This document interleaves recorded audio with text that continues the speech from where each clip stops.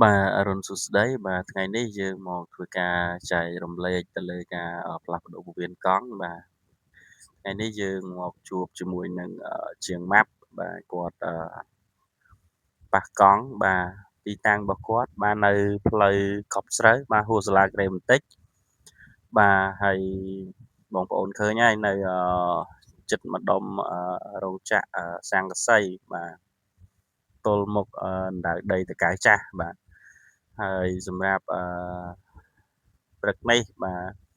នេះជាសកម្មភាពវីដេអូដែលខ្ញុំបានថតបាទចែករំលែកបងប្អូនបាទសកម្មភាពរបស់ជាងម៉ាប់គាត់កំពុងតែធ្វើការផ្លាស់ប្ដូរពោះវៀនកង់ជូនអ្នកដំណើរដែលគាត់ធ្លាយកង់បាទហើយវាពោះវៀនរបស់គាត់វាផ្ទុះបាទដល់ពេលអញ្ចឹងវាដាច់ចេញពីគ្នាអញ្ចឹងជាងម៉ាប់គាត់ធ្វើការផ្លាស់ប្ដូរពោះវៀនថ្មីជូន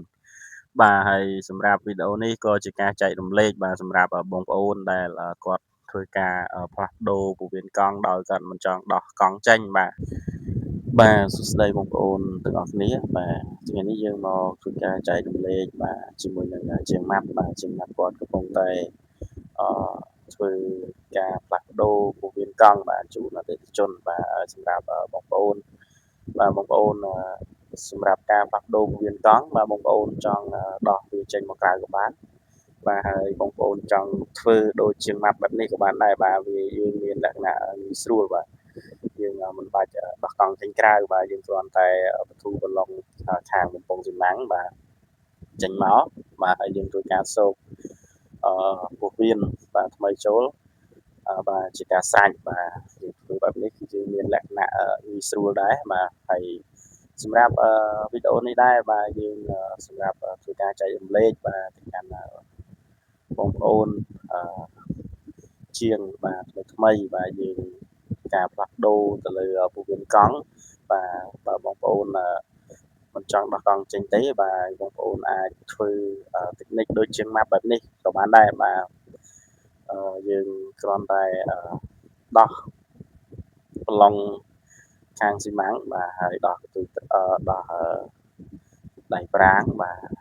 ដងប្រាំងឆ្លន់ប្រាំងចឹងទៅបាទសំទោសច្រឡំដោះដៃប្រាងបាទដៃប្រាងបងប្អូនបាទ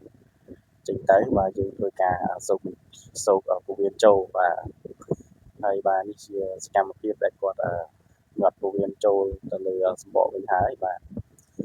ហើយវីដេអូនេះគឺមានតែប៉ុណ្្នឹងទេសម្រាប់ចែករំលែកបាទសូមអរគុណសូមជម្រាបលាបាទបងប្អូនសុខសប្បាយទាំងអស់គ្នា